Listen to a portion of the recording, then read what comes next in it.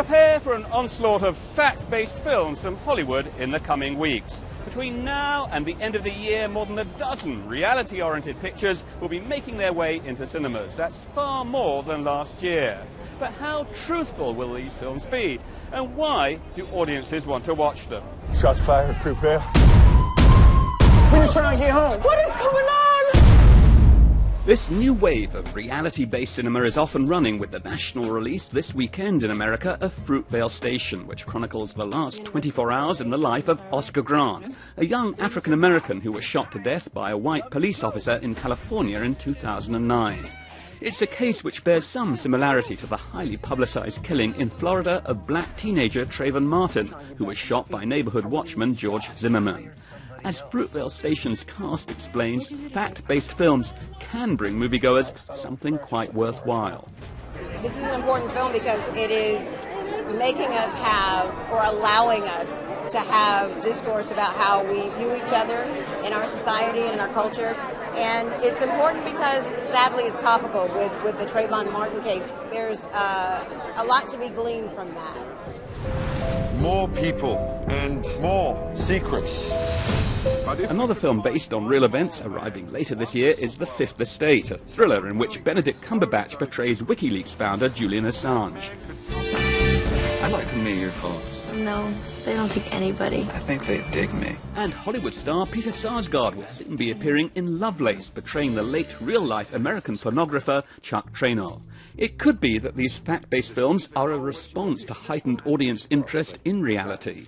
If you look at what people are reading these days, I know more people are reading nonfiction than fiction. People are just interested in what's going on in the world around them in kind of a very literal way. There's a lot going on in the world that's very interesting. The internet makes it so that we've all become kind of information junkies. So in terms of even the people going to write the stories, I think they're finding them just on searches through Google. Your girl's gonna be a star. What about me? Fact-based films have long existed in Hollywood, but there's been an increase in the rapidity with which news events become docudrama-like feature films. I think what makes the current climate different is this almost immediate focus, making these movies almost another kind of presentation of news. So you have news that's reported, you have documentaries, and then you have docudramas. And the three are like three peas in a pod in terms of the presentation of news to the public. The White House today blasted the leak of over 90,000 military documents. I know it's hard to generalize, but how truthful are these fact-based films? It's interesting. If you think about documentaries, you can rely for the most part on the fact that nothing in there is false. But you can't rely on a documentary telling you the whole story because the documentary filmmaker decides what to put in and what to leave out of the documentary. So there's still some editorial judgment there. But when you get to a fact-based movie, it goes well beyond that. And you can not only expect but rely upon the fact that there will be fiction mixed into the movie. People want to go on the internet and check out their friends, so why not build a website that offers that friends, pictures, profiles? Some believe this new batch of fact-based films is a consequence of the success of the 2010 picture The Social Network, which chronicled the genesis of Facebook. It got 8 Oscar nominations and made money. It created a lot of buzz and may have prompted other filmmakers to pursue real stories. But how many of these new reality-based films are going to make money? The top 10 movies at the US box office last year were all fantasies, not rooted in real stories. If your only goal is to make money, fact-based movies are not necessarily the best way to do that. But if you're looking for critical attention, if you're looking for at least a minimal amount of commercial success, not necessarily hundreds of millions of dollars, but you make a tidy profit, $50 million, let's say, $25 million profit, then I think a fact-based movie is a very good bet for a movie maker. To be a champion, it takes more than just being quick. It seems this new wave of fact-based movies is only going to fuel an ongoing debate over truth-telling in feature films. Filmmakers will always want to tell real stories. To sell their work, they will sometimes claim the authority of fact. Yet they also often want license to fictionalize and still maintain what they've put together amounts to the truth. But it's a concept of truth-telling that doesn't sit well with many critics, journalists and moviegoers. Now Talking Movies revisits a fact-based film which has caused quite a lot of chatter since it was released in the US last week. It raises a question: how far can a documentary filmmaker venture in manipulating his or her subjects in an effort to get at a greater truth? The film is The Act of Killing, and it's an attempt to get into the minds of men who committed atrocious acts of slaughter when they were part of anti-communist death squads in Indonesia in the 1960s.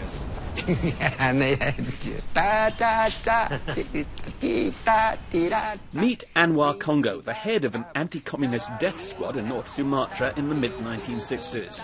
It's been estimated that he killed around 1,000 people.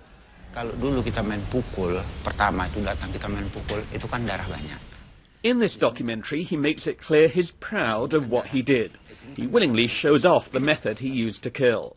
He operated with cohorts. They were known as movie theatre gangsters because that's where they based their operations. They loved Hollywood films.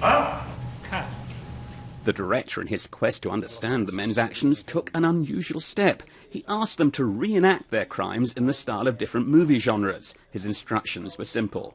Go ahead and dramatize what you've done in whatever way you wish. I will film the process. I will help you with the dramatizations if you need it to make them as close to your vision as possible. We'll combine all this material and together we'll understand what this, and in that way we will create a new form of documentary which shows what this means to you and to your societies.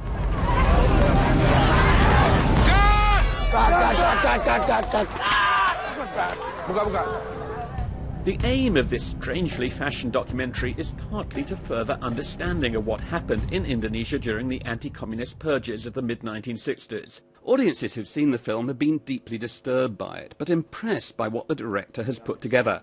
But some are concerned how his techniques, having his subjects reenact their deeds, could change the way in which they're perceived. To be honest, it humanizes them in a certain way. They're laughable,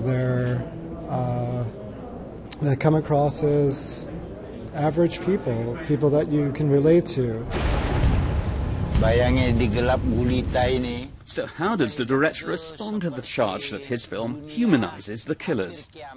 The moment that a viewer sees a small part of themselves in Anwar Congo, the main character of The Act of Killing, the whole edifice whereby we divide the world into good guys and bad guys, something that really is in part a legacy of cinema, the history of cinema, that whole edifice inevitably crumbles. We're forced to see in that moment that the killers are human, which of course they are, but that also, therefore, we are much closer to perpetrators than we like to think. How balanced is your film? Because your focus is on the perpetrators. We don't hear from the victims at all, do we? I think that when the perpetrators are indicting themselves, the traditional requirements of journalistic balance are no longer necessary. When you have, the point of balance is you have perpetrators who deny and victims who accuse. Here the perpetrators are not denying, they're boasting about their crimes.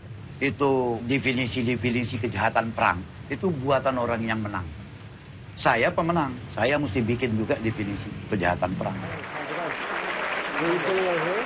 The Act of Killing has been winning awards, and the National Human Rights Commission of Indonesia has endorsed the picture, stating that if we are to transform Indonesia into the democracy it claims to be, The Act of Killing is essential viewing for us all.